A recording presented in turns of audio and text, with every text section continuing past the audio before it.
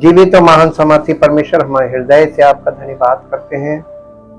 हम सब जो विश्वास करते हैं आपके वचन को प्राप्त करने के लिए उपस्थित हैं।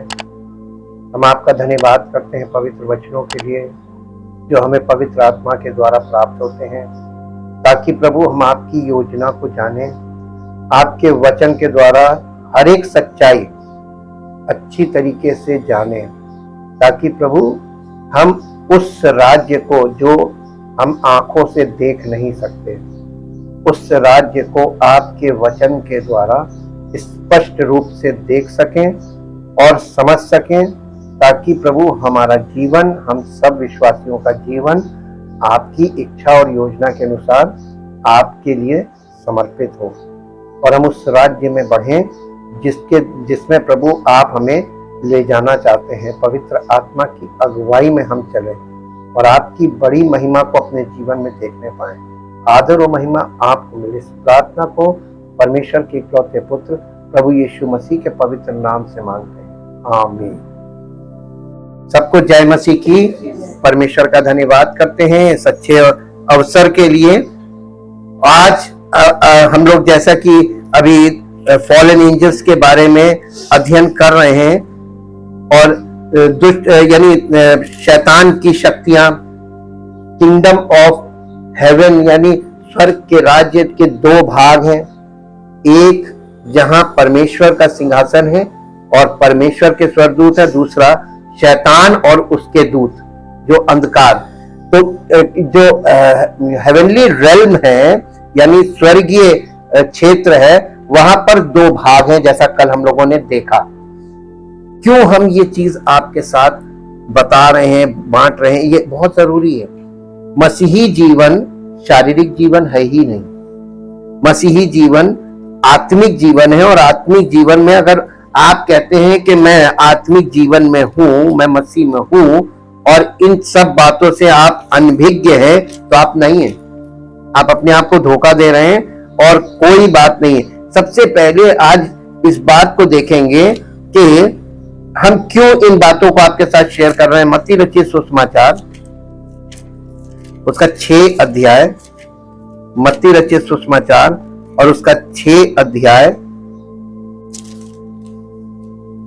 नहीं 6 अध्याय नहीं बल्कि आप इधर आ जाइए, 4 अध्याय, मत्ती रचित सुसमाचार और उसका 4 अध्याय, 4 अध्याय और उसका 17 पद पढ़िए। उस समय से किस समय से? ये शैतान के द्वारा जब यीशु मसीह की परीक्षा हुई और फिर उसके बाद उसने परीक्षा पास की और वहां से वो जंगल से बाहर आया और जंगल से बाहर आने के बाद उसने पवित्र आत्मा के द्वारा वो जयवंत हुआ शैतान के सामने। शैतान को उसने परमेश्वर के रिटन वर्ड यानी लिखित वचन के द्वारा परास्त किया। उसने कोई शक्ति नहीं लगाई। जो परमेश्वर, शैतान को हराने के लिए कुछ नहीं, केवल परमेश्वर के वचन की जरूरत है। अगर आप ये 4 अध्याय को देखें तो 4 अध्याय में आपको देखिए, शैतान जब उससे कहता है कि कह दे पत्थर से, अगर तू परमेश्वर का पुत्र तो कह दे पत्थर से रोटी बन जाए, तो यीशु ने उसको उत्तर दिया, लिखा है। कहां लिखा है? बाइबल में लिखा है, वचन में लिखा है। उसके बाद वो उसको पवित्र नगर में ले गया और मंदिर के कंगूरे पर खड़ा किया और उससे कहा, यदि तू परमेश्वर का पुत्र है तो अपने आप को नीचे गिरा दे, क्योंकि लिखा है। अब देखिए शैतान कहां से बात कर रहा है? रिटन वर्ड से, लिखित वचन से बात कर रहा है। कौन? शैतान। शैतान को भी परमेश्वर का वचन मालूम है और वो शैतान उससे कह रहा है, लिखा है कि वो तेरे विषय में अपने स्वर्गदूतों को आज्ञा देगा। शैतान कह रहा है कि लिखा है कि परमेश्वर अपने स्वर्गदूतों को आज्ञा देगा कि वो तेरे विषय में अपने स्वर्गदूतों को आज्ञा देगा और वे तुझे हाथों हाथ उठा लेंगे, ऐसा ना हो कि तेरे पांव में पत्थर से ठेस लगे। कौन? परमेश्वर किसको भेजेगा? यीशु मसीह को संभालने के लिए, बचाने के लिए स्वर्गदूतों कौन बता रहा? शैतान बता रहा खुद। इसका मतलब शैतान को ये सब बातें मालूम है। आज के लोग कहते हैं हम विश्वासी हैं। कौन से? किस पर करते हो विश्वास? तुम जिसे नहीं जानते उसकी आराधना करते हो, और आराधना करने से पहले आपको ये जानकारी करनी चाहिए कि हम जिसकी आराधना कर रहे हैं वो हमारे लिए क्या कर सकता है। ये है। और इसके बाद जब तीसरी बार आते हैं, यीशु ने उससे कहा ये भी लिखा है। देखिए, लिखित वचन को लिखित वचन से काउंटर किया यीशु मसीह ने। जब शैतान उसकी परीक्षा कर रहा था तब यीशु मसीह का ये भी लिखा है कि तू अपने परमेश्वर की परीक्षा ना कर। फिर इब्लीस उसे एक बहुत ऊंचे पहाड़ पर ले गया और जगत के राज्य और उसका वैभव दिखाकर उससे कहा, यदि तू गिरकर मुझे प्रणाम करे तो मैं ये सब कुछ तुझे दूंगा। तब यीशु ने उससे कहा, हे शैतान दूर हो जा, क्योंकि लिखा है। लिखित वचन से शैतान को यीशु मसीह ने परास्त किया। उसके जीवन, जब यीशु मसीह की परीक्षा कर रहा था शैतान, तो यीशु मसीह ने किस हथियार का इस्तेमाल किया? वचन। अगर यीशु मसीह को मालूम नहीं होता कि क्या क्या लिखा है, कहां लिखा है, क्या क्या लिखा है, तो क्या यीशु मसीह शैतान को हरा पाता? आजकल के विश्वासियों में प्रॉब्लम बताइए क्या है? ये सुना ये निकाला, ये सुना ये निकाला। और जब तक आपकी ये दशा है, परमेश्वर भी कुछ नहीं कर सकता। लिख के ले लीजिए, परमेश्वर कुछ नहीं कर सकता। उसने हमको मदद दे दी। अगर आप मान लीजिए आपका अपना देश है और आपके देश पर कोई मजबूत देश चढ़ाई कर रहा है, आप दूसरे देश से अगर मदद मांगेंगे तो वो आपको गोला बारूद दे देगा, हथियार दे देगा। इस्तेमाल तो आप ही को करना होगा ना। तरीका तो आपको मालूम होना चाहिए कि आपको तरीका मालूम होगा तभी आप उस बड़े देश से लड़ाई कर पाएंगे। अगर आपको लड़ना भी नहीं आता है तो दूसरे देश का व्यक्ति, सेना आपकी ओर से खड़े होकर लड़ेगी नहीं। इसलिए आपको ये बता रहे हैं कि आप परमेश्वर के राज्य के अगर वारिस बनना मांगते हैं तो आपको परमेश्वर के पुत्र के स्वरूप में बनना पड़ेगा। अगर आप नहीं बनेंगे तो आप परमेश्वर के राज्य के वारिस नहीं बन सकते। जो स्पष्ट सत्य बाइबल में लिखा है वो आपके सामने रख रहे हैं। अब आप इसी में हम लोग आगे बढ़ रहे हैं। तब यीशु ने उससे कहा, हे शैतान दूर हो जा, क्योंकि लिखा है तू प्रभु अपने परमेश्वर को प्रणाम कर और केवल उसी की उपासना कर। तब शैतान उसके पास से चला गया और देखो स्वर्गदूत आकर उसकी सेवा करने लगे। स्वर्गदूत आकर यीशु मसीह की सेवा करने लगे। और इसी में जब हम नीचे आते हैं 17 पद में, उस समय से यीशु ने ये प्रचार करना और ये कहना आरंभ किया, मन फिराओ, क्योंकि कहां का राज्य? तो आपको एक मसीही विश्वासी को किस राज्य का निमंत्रण दिया जा रहा है? तो आपको जो बातें हम आजकल बता रहे हैं ये जब नहीं मालूम, तो स्वर्ग का राज्य तो 2 भागों में है। पहला जो आपको पार्ट मिलेगा वो तो शैतान का किंगडम आ जाएगा।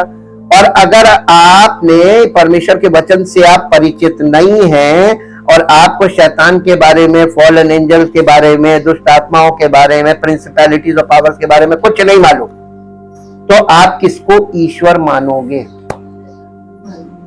तो पहले ही आपका दंडवत वहीं हो जाएगा। तो फिर आप कहां पहुंचोगे? बिना पवित्र वचन के, without the understanding of the word of God, आप किंगडम ऑफ गॉड के वारिस नहीं बन सकते। This is the reason. ये वाला पार्ट किसी कलीसिया में नहीं बताया जाता। Nobody knows about the activities of Satan. शैतान बुद्धि को फेल करके काम करता है। शैतान ने मनुष्य के पतन में कुछ नहीं, केवल उसके माइंड को कैप्चर कर लिया। कैप्टिवेशन ऑफ आवर माइंड। इतनी बात पकड़ के माइंड में रखिए, क्योंकि आगे चल के हम लोग जब खोज करते करते आगे बढ़ेंगे तो आपको यही बात मिलेगी कि जितने भी पतित लोग हैं उनकी बुद्धि को उसने कैप्चर कर रखा है। और माइंड एक बार कैप्चर हो गया तो उनका एक बस वही रट्टा लगा रहेगा कि सुबह से शाम तक बस एक ही काम करना, हमें ये करना, ये करना, ये करना, ये करना, ये करना, ये करना, ये करना, ये करना, ये करना, ये करना। जैसे एक गधे को भी आप, वो ईंटें ढोने वाले लोग होते हैं, उन पे गधे के एक राउंड उसको मालिक लेके जाता है यहां से, और जहां उतरना है वहां तक, उसके बाद उस गधे को छोड़ दीजिए। वो हर बार वहां पे उतरने के बाद आके यहाँ खड़ा हो जाएगा, फिर लाद दो, फिर वहां जाके उतरवा देगा, फिर आ जाएगा। क्या हम लोगों का जीवन, मानव जीवन, फिजिकल लाइफ में आपको यही नहीं लगता है? आप अपना रूटीन देखिए लाइफ का, सिर्फ शरीर के लिए खाना सोना, खाना सोना, खाना सोना, खाना सोना, खाना सोना, खाना सोना। इसके अलावा माइंड में बाकी मालूम है क्या है? फेसबुक, सोशल मीडिया, कौन क्या पहने हैं, कौन किधर जा रहा है, क्यों परेशान है? अपनी परेशानियों को इंसान नहीं देख रहा है, बुद्धिमानी से वहां पे डील नहीं कर रहा, दूसरे क्या कर रहे हैं वहां पर फोकस कर रहा है। यह है परेशानी, ये कैप्टिवेटेड माइंड्स हैं। इसी के आधार पे हम लोग आज का अध्ययन करेंगे, जो बहुत भयानक चीज है, और आपको पता चलेगा कि क्यों ये चीजें हमको मालूम होनी चाहिए। वचन को क्यों महत्व परमेश्वर देता है, वचन को महत्व क्यों नहीं दिया जा रहा है आज कलीसियाओं में, विश्वासियों के व्यक्तिगत जीवन में, परिवार में वचन का कोई महत्व नहीं। लेकिन ये बहुत भयानक बात है। आज का विषय है, Why is God going to send a strong delusion in the end times? अंत के दिनों में परमेश्वर क्यों एक भयानक ऐसा मनुष्य को ऐसा छोड़ देगा कि शैतान उसको पूरी तरीके से भ्रमित कर देगा, बर्बाद कर देगा। ये स्ट्रॉन्ग डिल्यूजन आने वाला है, जैसा नूह के दिनों में हुआ था, सेम वैसे ही मनुष्य के पुत्र के दिनों में होगा। आप जब पढ़ते हैं तो आपको समझ में नहीं आता कि उधर क्या हुआ था और अब क्या होगा, क्योंकि आप वहां से वहां तक ऊपर ऊपर पढ़ रहे हैं। लेकिन उन दिनों में क्या हुआ था? फॉलन एंजल्स ने मनुष्य की पुत्रियों से विवाह करके, और उनको, उनके द्वारा जो संतान उत्पन्न हुई थी, नेफिलीम्स। ये कौन लोग थे? इनके अंदर किसका डीएनए आ गया था? फॉलन एंजल्स का डीएनए आ गया था। हमने उनके बारे में कल बहुत अच्छी तरीके से देखा। उनके शरीर में कुछ अंग एक्स्ट्रा होते थे, वो एक तरीके से उनके पास बहुत अत्यधिक, क्योंकि वो सुपर नेचुरल बीइंग्स हैं, क्रिएटेड बीइंग्स हैं, और उनको परमेश्वर ने ऐसा बनाया था कि वो स्वर्गदूत का मतलब स्वर्ग के निवासी है। वो पृथ्वी के निवासी हो ही नहीं सकते। उन्होंने अपना डोमेन छोड़ा। पहली बात तो ये, उन्होंने अपना क्षेत्र छोड़ के और पृथ्वी के वासी बनने का प्रयास किया, और उनके जो संतानें पैदा हुई वो एक विकृत जनरेशन बन गई थी, जिस जनरेशन को जल प्रलय के द्वारा नष्ट किया गया था। लेकिन ये वाली चीज अब बहुत भयानक तरीके से दूसरे रूप में आ रही है। आज आप देख लीजिए, हर चीज आपको हाइब्रिड मिलेगी। आप अनाज में जाकर ढूंढ लीजिए, कोई भी अनाज ऐसा नहीं है जो हाइब्रिड ना हो। दो तरह के बीजों को मिला के तीसरे किस्म तैयार की जा रही है। हर चीज की मिलावट चल रही है, और ये हम लोग जिस युग में आ गए हैं, यहाँ हर चीज हाइब्रिड है, और हाइब्रिड विचारधारा भी हाइब्रिड चल रही है। कई बार लोग मसीही विचारधारा को लेकर दूसरी विचारधारा में मिला के मिक्स करके एक तीसरी विचारधारा बना के खड़े हो गए। ये सारा का सारा हाइब्रिड सिस्टम तैयार हो रहा है। और पौलुस ने जब कलीसिया को चिट्ठी लिखी तो उसने ही बताया कि खरा वचन तो अंत के दिनों में लोग झेल नहीं पाएंगे। जैसे कि अगर आपको आज प्योर देसी घी खाने को दिया जाए तो आप हजम नहीं कर पाएंगे। आपको शुद्ध शहद नहीं मिलेगा, अगर मिल गया तो उसे भी आप हजम नहीं कर पाएंगे। शुद्धता को आप हजम नहीं कर सकते, क्योंकि हम लोग मिलावटी चीजों के आदी हो गए। हमारा शरीर मिलावटी चीजों को बैलेंस कर लेता है, और अगर शुद्ध आएगी तो हम झेल नहीं पाएंगे। वही चीज वचन को लेकर, शुद्ध वचन आप बोलिए, देखिए लोगों पे कितना तेज रिएक्शन होगा, और वो हम लोगों को दिखाई देता है। हम तो देखते हैं और समझ भी जाते हैं, और वो रिएक्शन कभी कभी बहुत डायरेक्ट नहीं होगा, वो इनडायरेक्टली आपको पता चलेगा कि रीजन ये था। इसीलिए बहुत ध्यान दीजिए कि हम लोग किस युग की तरफ बढ़ रहे हैं और अंत के दिनों में क्या होगा, जो आप लोग और आपकी संतानें झेलने लायक नहीं रहेंगे। परमेश्वर अंत के समय में एक मजबूत भ्रम क्यों भेजने जा रहा है? एक भयानक भ्रम का आत्मा काम करने लगेगा। आपको मालूम है, ये भ्रम को अगर आप मेडिकल साइंस में जाकर देखें तो ये मेंटल डिस्टर्बेंसेस हैं, मेंटल डिसऑर्डर्स हैं। आपको अभी से इसके लक्षण देखने को मिलने लगेंगे। लोगों के अंदर एकदम से अचानक से अभी हंस रहे, एकदम से क्रोध में इतने के फट जाएंगे। इतना जबरदस्त ये डिस्टर्बेंस चल रहा है कि कौन व्यक्ति किसके साथ क्या कर देगा कुछ पता नहीं। और ये वही दशा है।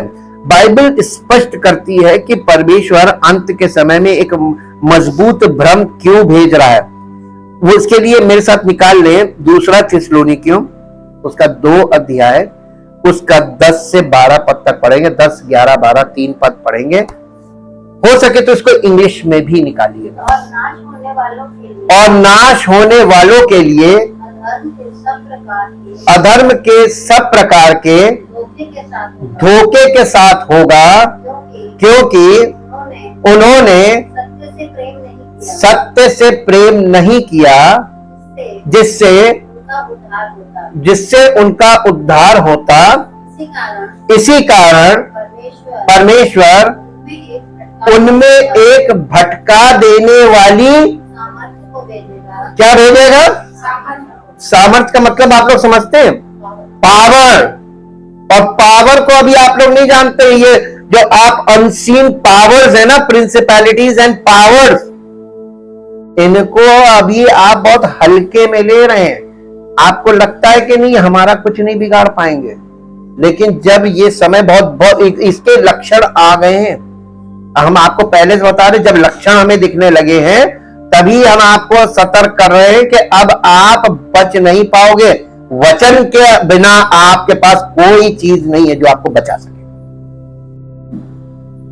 इसलिए मैंने आपको यीशु मसीह के परीक्षा का दृष्टांत रखा कि आप उसे देख लो। वो बचा, वो खुद परमेश्वर का पुत्र था, लेकिन शैतान के सामने वो जो जयवंत हुआ है by the word of God, वो भी रिटन वर्ड। तो एक्यूरेसी पर आप बच पाएंगे। अगर आप उल्टा सीधा जवाब देंगे तो आप बिल्कुल नहीं बच सकते। और वो हर एक के मन में देख लेता है किसके मन में वचन नहीं जी, कि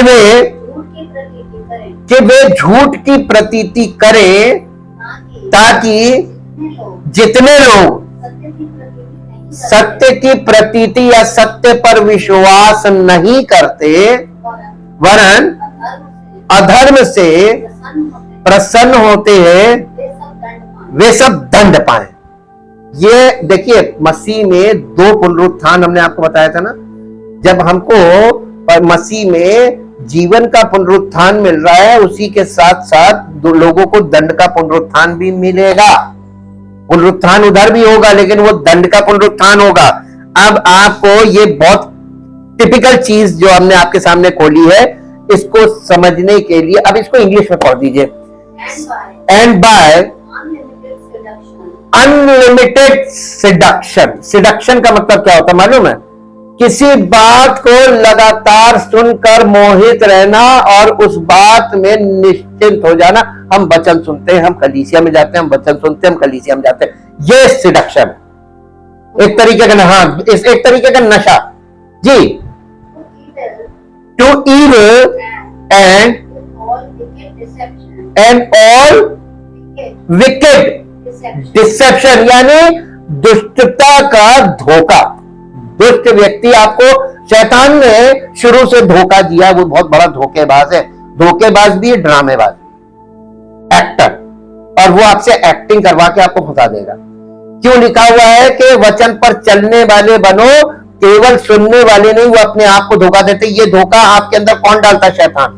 शैतान का आपके अंदर एक काम है कि आपके स्वभाव को उसने ऐसा पलट दिया है कि आपके स्वभाव में बहुत देर तक वचन टिकेगा नहीं। You are already perverted. उसने आदम के साथ जो किया है, उसके कारण हम आदम की संतान है। हम लोगों के साथ ये प्रॉब्लम रहेगी।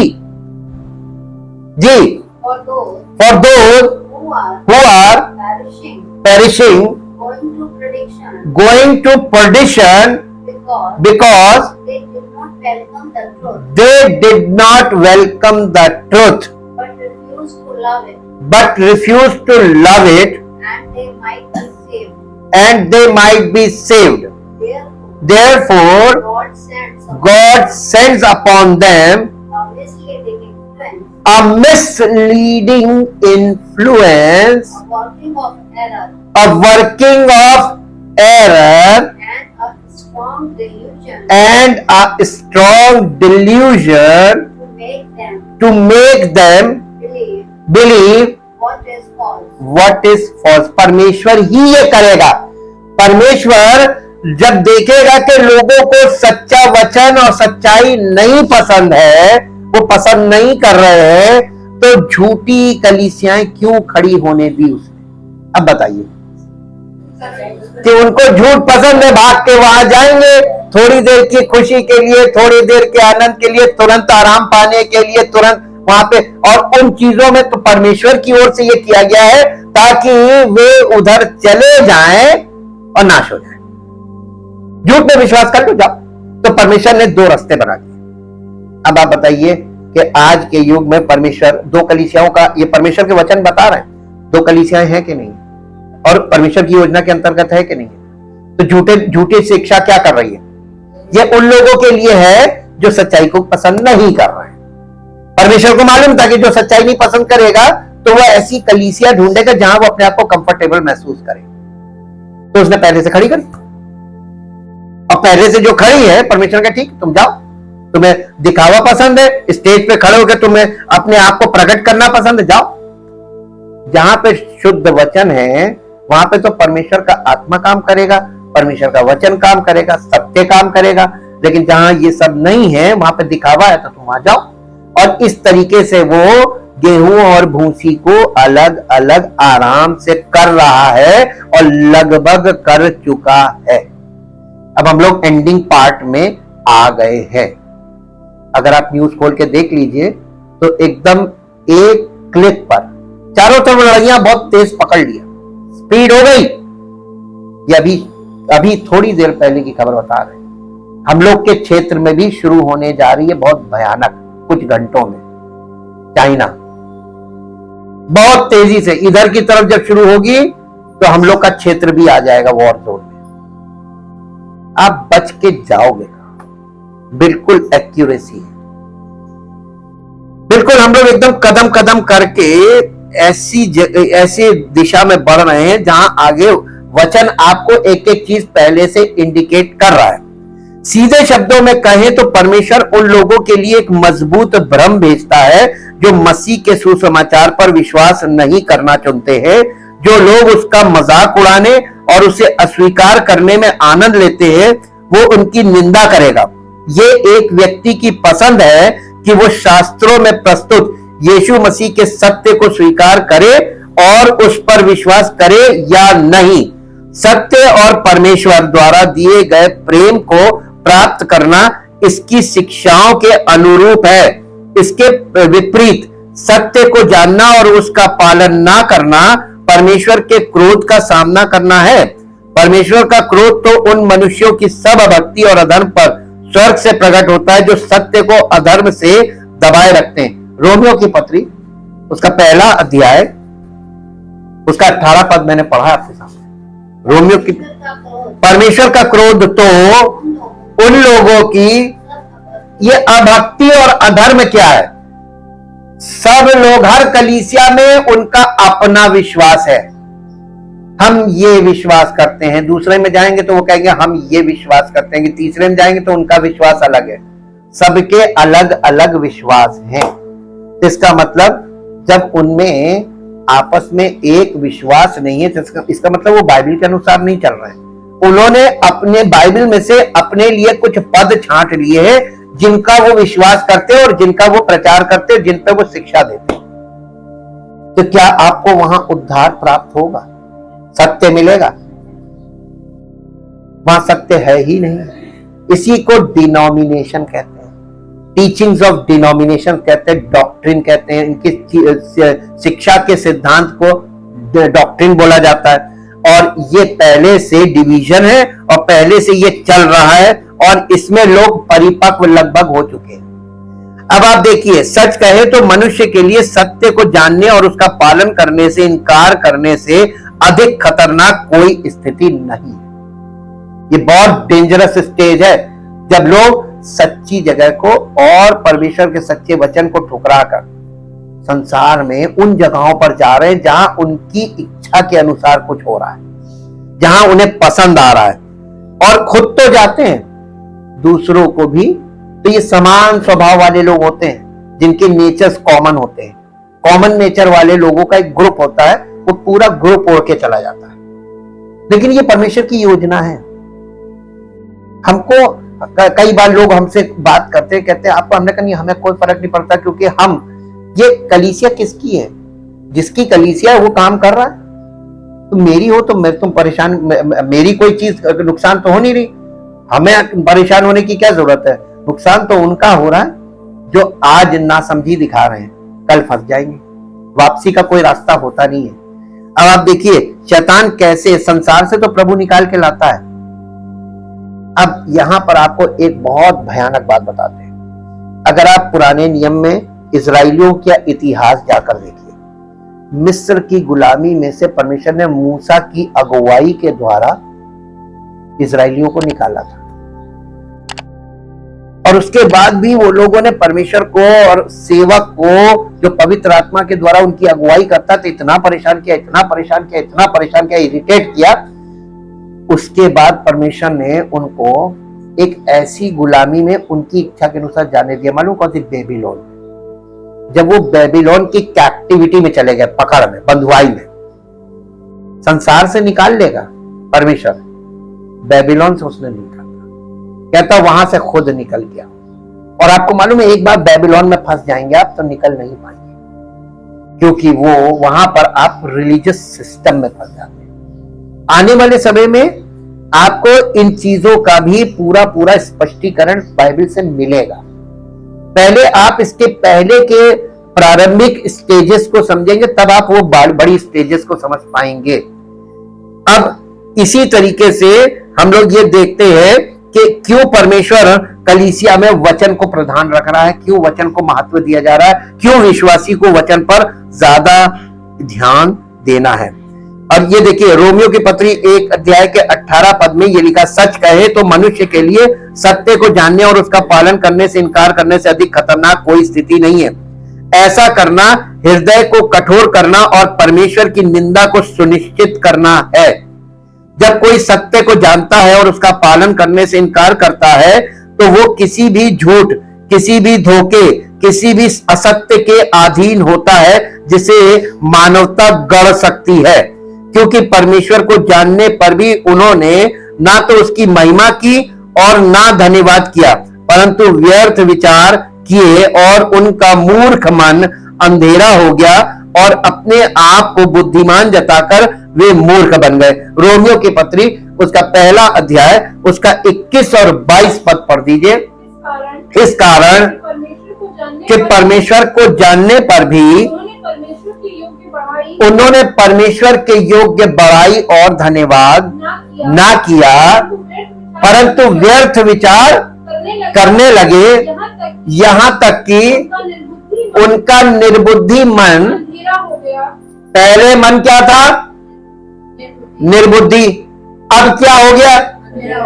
लो, पहले से तो निर्बुद्धि थे, अब अंधेरा हो गया। अब क्या होगा बताइए? ये अंधेरे का मतलब समझते हैं?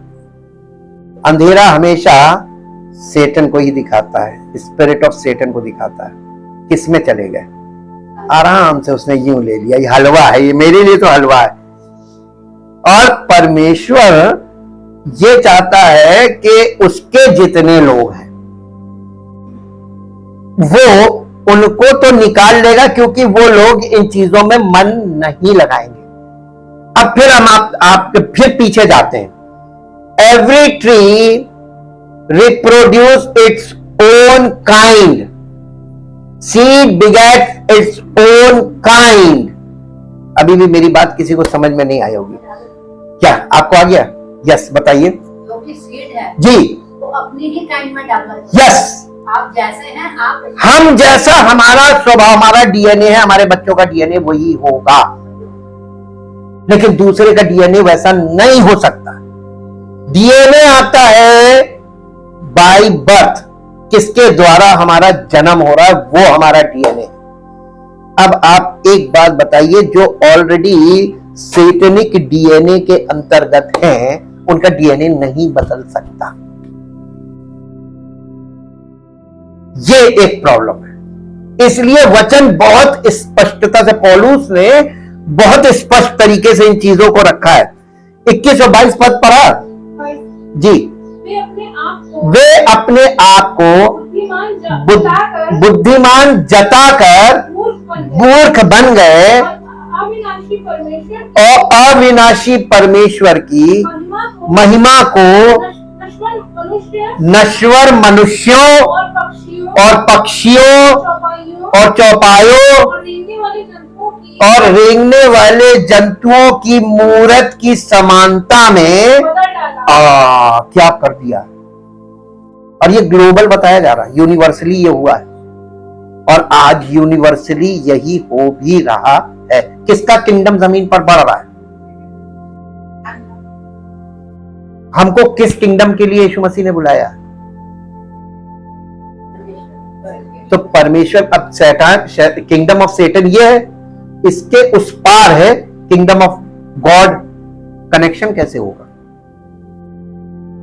क्या ये कह देने से कि हमने विश्वास कर लिया, हम विश्वास किए, हो जाएगा? तभी तो पौलुस कह रहा था कि अगर तुमने प्रभु यीशु मसीह की मृत्यु और उसके गाड़े जाने को और उसके बरियल को और उसके जी उठने को, ये तुम्हारे जीवन में अगर ये पूरा नहीं हुआ तो तुम उस राज्य तक नहीं पहुंच पाओगे, तुम्हारा विश्वास बेकार हो जाएगा। अब बताइए, विश्वास फेल हो रहा है, लोग धोखा क्यों खा रहे हैं विश्वास के नाम पर? शैतान की आत्मा ने उनको भ्रम में डाल दिया। अरे तुमने विश्वास करे, तुम विश्वासी हो, बस हो गया। शैतान आपको आगे बढ़ने ही नहीं देगा। उसको आराधना से कोई प्रॉब्लम नहीं, दुनिया करे तुम भी करो, लेकिन सत्य जानने के लिए जैसी आप कदम बढ़ाएंगे वो रोक देगा। हाँ, तुम ना जाओ, ये तुम्हारे लिए नहीं है। वचन को छीनता क्यों है? वचन से रोकता क्यों है? बहुत ध्यान दीजिएगा, शैतान किस चीज से इंसान को डिप्राइव करता है? वचन, सत्य से। अगर भ्रमित वचन है, जाओ सुनो, उससे कुछ होगा नहीं, उनको मालूम है इससे कुछ नहीं होगा। आपको सत्य जहां बताया जाएगा ना, वहां से रोकेगा। ये रोकता कौन है? और रोकने के उसके पास बहुत से आइडियाज हैं, वो किसी भी आइडिया से रोक लेगा। इसीलिए बाइबल में लिखा है कि जैसे जैसे उस दिन को निकट आते, देखो किस दिन को, यीशु मसीह की सेकंड कमिंग को, ज्यादा एकत्रित हुआ करो। ज्यादा क्यों बोला जा रहा है? तभी तुम बच पाओगे, वरना ले जाएगा। मानव मूर्खता और परमेश्वर की बातों के प्रति अभिमानी तिरस्कार के परिणाम स्वरूप एक भ्रष्ट मन के द्वारा वो करना जो उचित नहीं है, और तदनुसार यद्यपि वे परमेश्वर की ये धार्मिकता जानते हैं कि ऐसे ऐसे काम करने वाले मृत्यु के योग्य हैं, तो भी वे न केवल उन्हीं कामों को करते रहते हैं, वरन उन लोगों का अनुमोदन भी करते हैं जो इन्हें करते हैं। एक पद पढ़िए जो आपको मिलेगा, रोमियो की पत्री उसका पहला अध्याय उसका 28 पद। रोमियो की पत्री उसका पहला अध्याय उसका 28 पद। जब उन्होंने परमेश्वर को पहचानना न चाहा, परमेश्वर को जानने की बात यहां पर नहीं की जा रही, नए नियम में तो पहचानने की बात की जा रही। यीशु मसीह कहने लगा, जिसने मुझे देखा उसने पिता को देखा। तो पिता कौन है? परमेश्वर। तो परमेश्वर को देखने के लिए आपको यीशु मसीह को जानना और यीशु मसीह को देखना है। अगर आपने यीशु मसीह को देख लिया, जान लिया और पहचान लिया और आपने उस पर विश्वास किया, तो आपने परमेश्वर पर विश्वास किया। यहां पे लिखा है, क्या, फिर से पढ़िए, जब उन्होंने परमेश्वर को पहचानना ना चाहा, तो परमेश्वर ने भी उन्हें उनके किस मन पे? निकम्मे मन पे छोड़ दिया, ताकि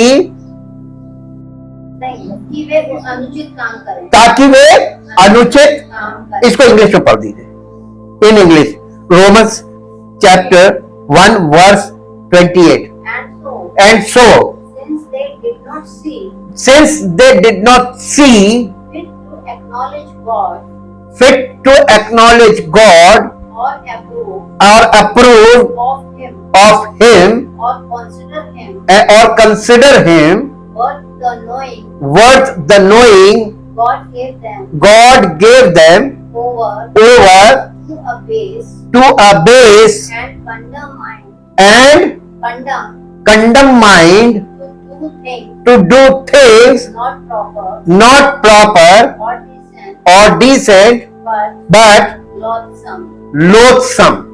ऐसे काम करने लगे जो परमेश्वर की इच्छा और परमेश्वर के वचन के बिल्कुल विपरीत है।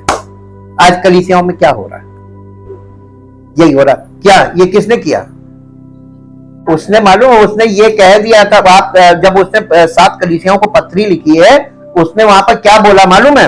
अगर तू मन ना फिराएगा, कलीसिया से कहा था अगर तू मन ना फिराएगा, हर कलीसिया को ये बात बोली है, तो मैं आकर कुछ नहीं करूंगा, दीपदान हटा दूंगा, यानी प्रकाश हटा दूंगा।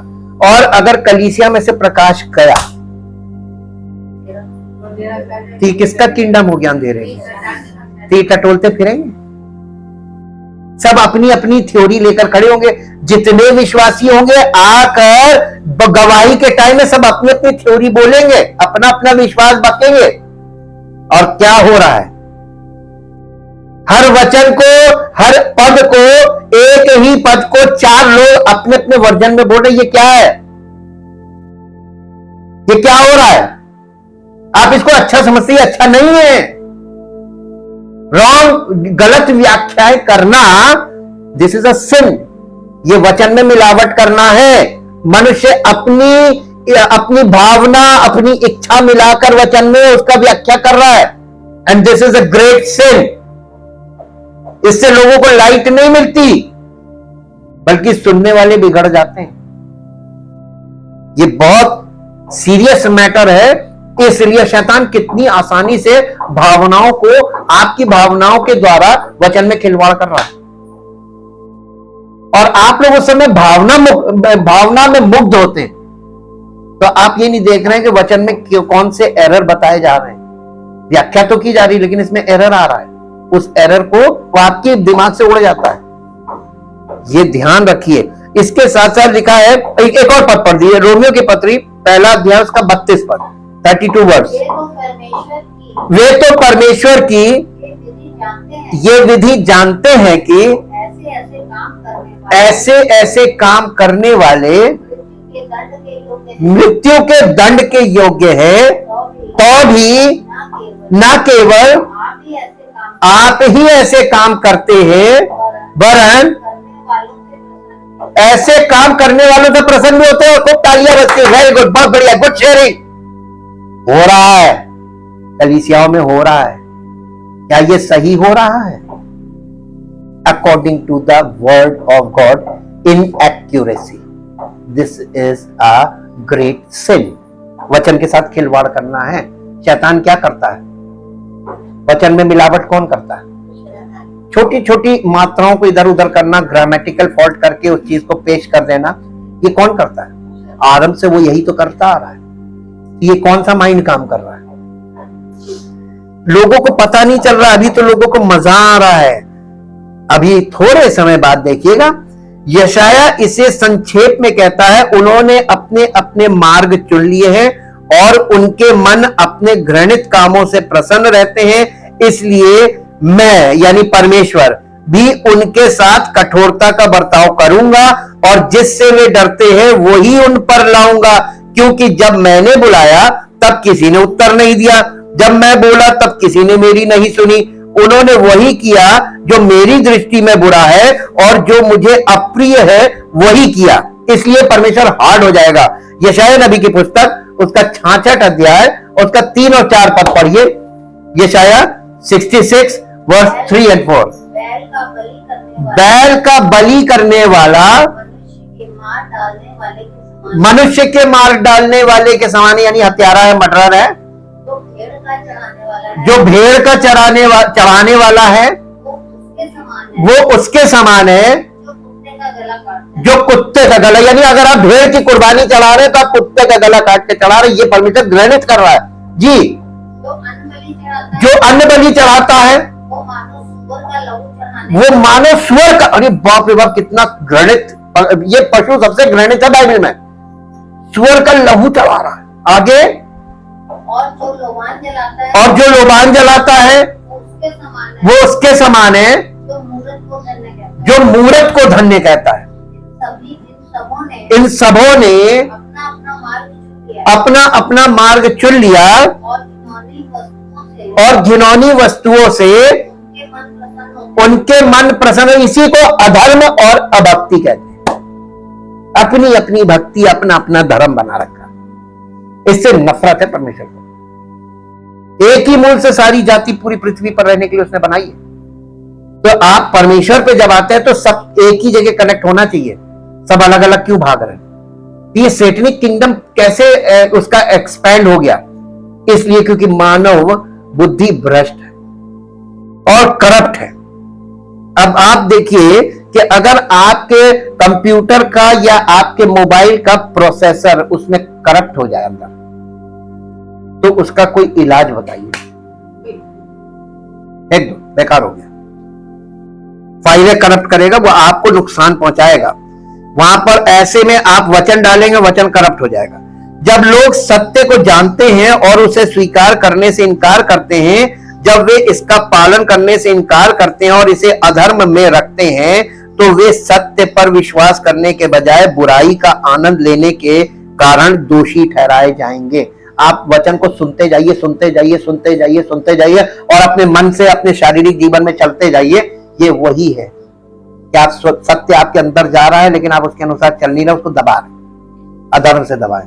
परमेश्वर का क्रोध आपके ऊपर बना रहेगा और आप कभी भी पूरी तरीके से मुक्त नहीं होंगे, हमेशा समस्याएं खड़ी रहेंगी। एक से निकलेंगे दूसरी, एक से निकलेंगे दूसरी, एक से निकलेंगे दूसरी। ये क्यों है? परमेश्वर का क्रोध आपके ऊपर बना हुआ। क्यों बना हुआ? क्योंकि आप सत्य को सुन तो रहे हैं लेकिन आप उसके अकॉर्डिंग चल नहीं रहे। इसलिए परमेश्वर हार्ड होता जाएगा और जैसे जैसे ये आपके दिन बढ़ते जाएंगे सुनने के, वैसे वैसे परमेश्वर आपके प्रति हार्ड होता जाएगा और इतना हार्ड हो जाएगा कि बाद में वो आपको छोड़ ही देगा। जाओ, अब तुम उधर ही चले जाओ, तुम्हें इधर आने में मन नहीं है तो उधर ही चले जाओ। दूसरा थिस्सलुनीकियों 2 अध्याय का 12 पद पढ़िए। दूसरा थिस्सलुनीकियों 2 अध्याय, ताकि जितने लोग सत्य की प्रतीति नहीं करते वरन अधर्म से प्रसन्न होते हैं वे सब दंड पाए। परमेश्वर से प्रेम करना, देखिए सत्य क्या है? प्रभु यीशु मसीह सत्य है। पहला सत्य परमेश्वर का वचन, यीशु मसीह का सत्य के द्वारा उन्हें पवित्रता और तेरा वचन सत्य है। तो सत्य क्या है? रिटन वर्ड सत्य है। दूसरा प्रभु यीशु मसीह सत्य है और तीसरा पवित्र आत्मा सत्य का आत्मा है। ये 3 सत्य है। सत्य यानी 3 फॉर्म में है। अब आप देखिए पहला यूहन्ना उसका 4 अध्याय, पहला यूहन्ना उसका 4 अध्याय उसका 16 पद पढ़िए। पहला यूहन्ना 4 अध्याय का 16 पद जी। जो प्रेम परमेश्वर हमसे रखता है, जो प्रेम परमेश्वर हमसे रखता है उसको हम जान गए और हमें उसका विश्वास है। हाँ, और हमें उसका विश्वास है। परमेश्वर प्रेम है और जो प्रेम में बना रहता है, और जो प्रेम में बना रहता है वो परमेश्वर में बना रहता है, वो परमेश्वर में बना रहता है और परमेश्वर उसमें बना रहता है। और परमेश्वर उसमें बना रहता है। प्रेम, आज घरों में जाकर झांक के देखिए, कहीं प्रेम दिखता है? तो कहीं संसार में कहीं प्रेम दिखता है? नफरत, झगड़े, मनमुटाव, तनातनी, यही तो दिख रहा है। ये कौन है? ये किसका स्वभाव है? पूरी दुनिया उसके वश में है ऑलरेडी। और वचन सुनने के बाद भी हम वही कर रहे हैं जो परमेश्वर क्या कहता? प्रेम करो। और ये वाली बात सुनकर जो लोग इस चीज में अपने आप को अयोग्य पाते कि हमसे प्रेम नहीं होगा, वो भाग जाते हैं। मालूम क्यों? उनको मालूम है कि उनसे गलती होगी, सबके सामने प्रकट हो जाएगा, क्योंकि वो प्रेम नहीं कर पाएंगे, वो क्षमा नहीं कर पा रहे, इसलिए प्रेम नहीं कर पा रहे। और क्षमा उनको मिलेगी नहीं जब तक वो क्षमा करेंगे नहीं। अब देखिए यहां पर वो कोई क्रूर राक्षस नहीं है जो जानबूझकर और आंतरिक रूप से लोगों को चिरस्थायी निंदा के लिए तैयार करने में प्रसन्न होता है, लेकिन वो ईमानदारी से और प्यार से मसीह के सुसमाचार का प्रचार करता है। नहीं चाहता कि कोई नाश हो, परंतु हर कोई मन फिराव का अवसर प्राप्त करे। दूसरा पत्रस 3 अध्याय उसका 9 पद। परमेश्वर क्रूर नहीं है, ये नहीं चाहता परमेश्वर के लोग नाश हो जाएं। परमेश्वर कठोर नहीं है, परमेश्वर प्यार से प्रभु यीशु मसीह के सुसमाचार के द्वारा हमको अपने प्रेम के लिए सचेत कर रहा है।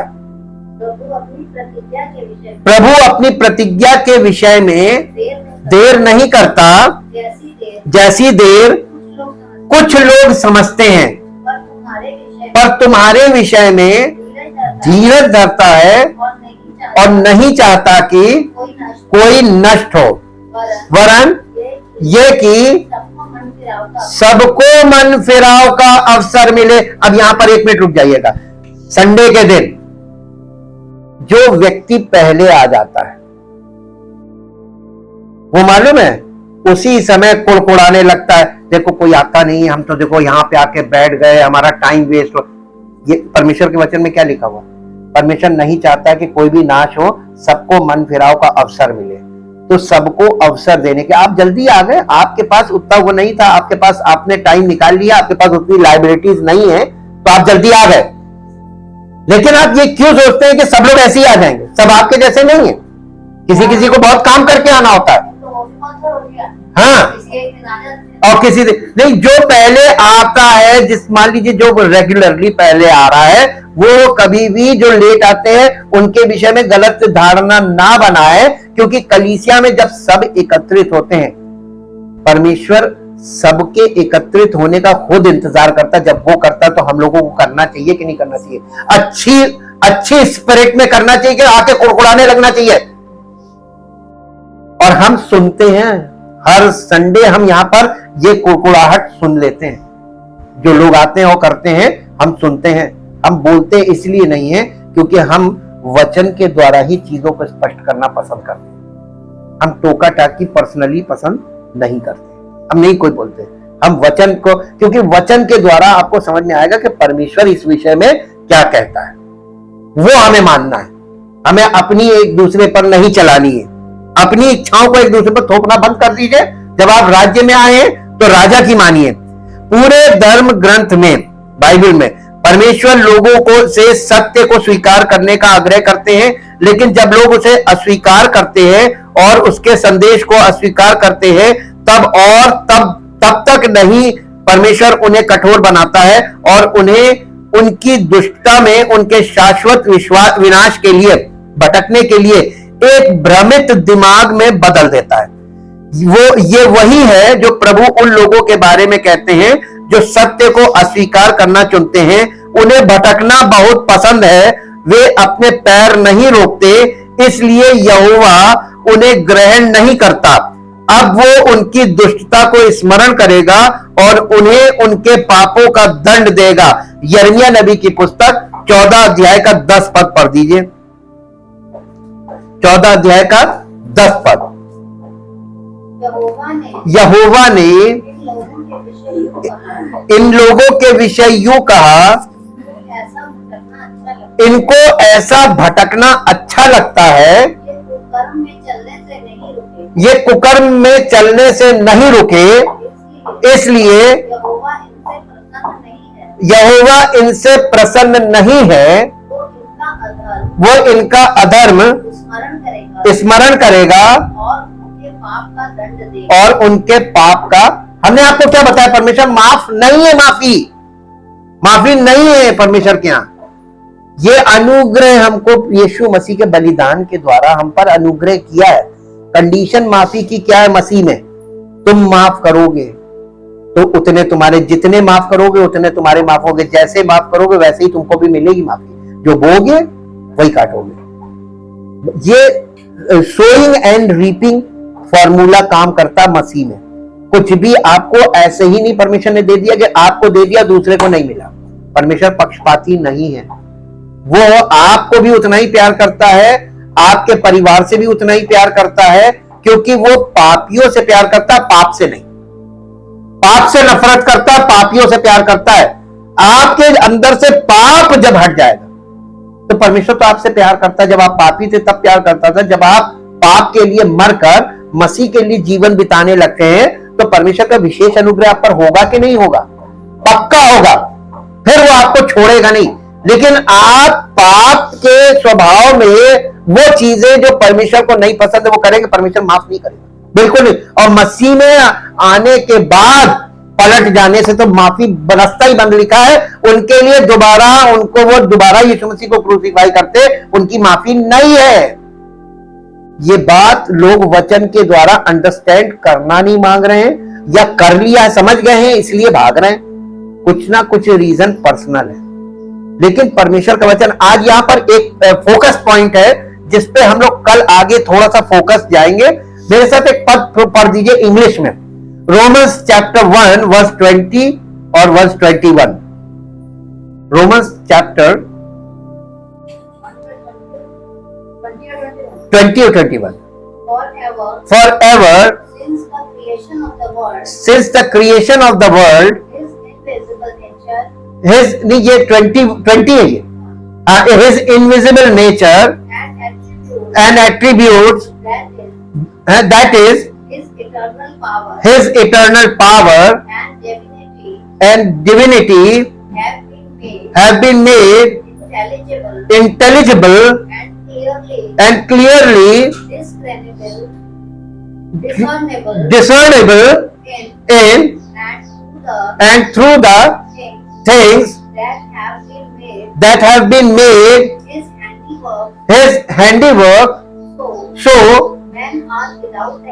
men are without excuse altogether, without any defense or justification, because when they knew and recognized him as God, they did not honor and glorify him as God or give him thanks, but instead they became futile and godless